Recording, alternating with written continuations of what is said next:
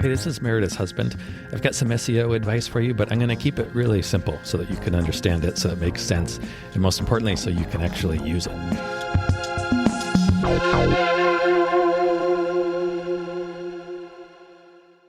This is going to be a quick one today. Oh, fantastic.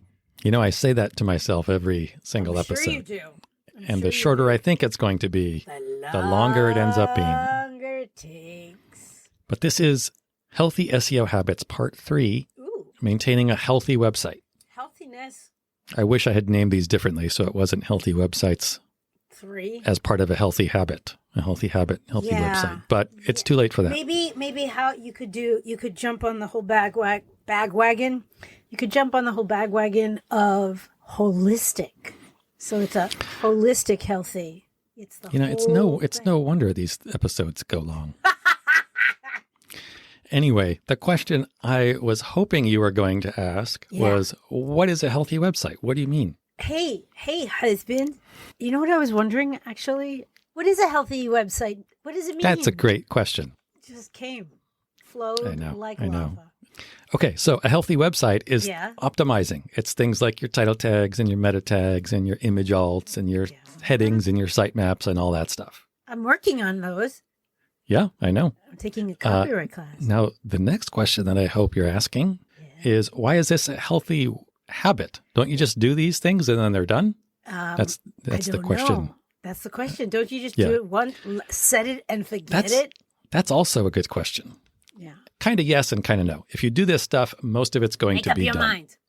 Okay, yes. However, if you keep blogging, if you're adding to your site, errors are going to pop up. Like things are going to pop up that you fixed. That's just natural. Right. So you need to have some sort of rhythm so that you can do this without having to feel like you're going to have to re-optimize your website every month or every other month. Mm-hmm. So you can automate this. It's pretty easy. This is actually, of the healthy habits, this is the easiest one. Save it for last. And I will tell you how to do that. But first, I have been getting questions along the lines of, why is that important? Why does that matter? Why does Google care about this? Because a lot of this stuff, it's not like intuitive. It's not like, you should put your keyword in this image tag, but not in that description tag. And you do want to put it in this place on your page, but not in that place on your page. And the reason for most of these things is that over the years, SEOs, people like myself, have tried to trick Google. And we have used thousands, not me personally, but collectively, we have used thousands and thousands of ways to try to trick Google. And Google slowly finds those and then eliminates those. And then, so if you do those things on your site, and most people would do them without even thinking about it, and a lot of times WordPress and Squarespace and these other things, they'll do these things by default.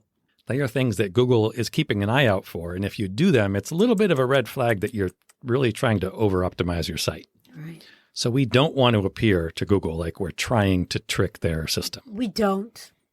So that's a lot of these things that you might be wondering about, like, why does that matter? There's a good chance that the reason is 5 years ago or 10 years ago, people were using it and they were trying to trick Google, and Google's like, no, can't do that anymore. Right. It's like going to the doctors and lying. What's the point? Nope, that's not at all like it.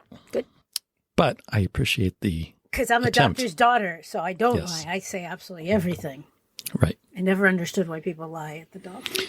Anyway, the way you can do this, it's really very simple. If you're using SEMrush especially, but I think a lot of other SEO tools have something similar. When you do the website audit in SEMrush. Yes. And how often should you do this? Now I'm going to tell you. Ooh! Just once. You just need to set this up once. Oh. And it's going to come back and it's going to tell you the things you need to fix. Hey, your title tags are too long. Your meta descriptions are duplicated.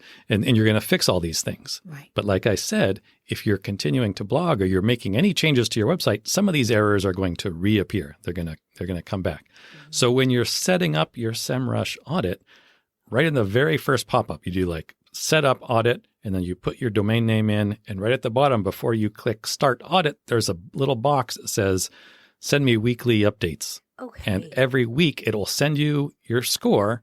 And so once you get your score to a 92 or better, hopefully, SEMrush is just going to send you an email and say, hey, your score dropped to a 90 or an 87 or an 83 or whatever. And then you just go, okay, now I just need to go back to SEMrush and whatever it says, whatever problem popped up, I just need to fix it. And it'll show you how to do that and tell you all that stuff. Well, it'll tell you what the problem is. And if you want to go to meredithhusband.com to my blog and just do a search, there's tutorials on how to fix all the issues that SEMrush would come back and tell you about. That's so convenient. Thank you. But that's it. That's a healthy habit. Just sign up for those emails. When they most of the time, you won't have to worry about it. But every once in a while, your score might drop because something changed on your website. And it's not super urgent. You don't need to do it right away. But I would say if your score drops below a 90, then sometime in the next month, you want to go back in and figure out what happened and fix it. Yeah, that's what I always say. That's it. Wait, hold on. What? That was a crappy ending. Was it? 3, 2, 1. Bang. Kapow. Ooh. Yeah, that's gonna make people hate us. All right. Bye-bye. Bye-bye. Hey, thank you so much for listening. We really hope that you find this helpful and useful. And if you do, what you could do for us as a thanks would be to, drumroll please, yes, leave a review. Yes, everybody says it, I know, but it really does make a difference. Take 3 seconds, leave as many stars, say something really nice about what you like about the podcast and maybe why other people would like it. It would mean the world to us, especially my husband. That better? All right, I'm going to try one where I'm not going to be charming.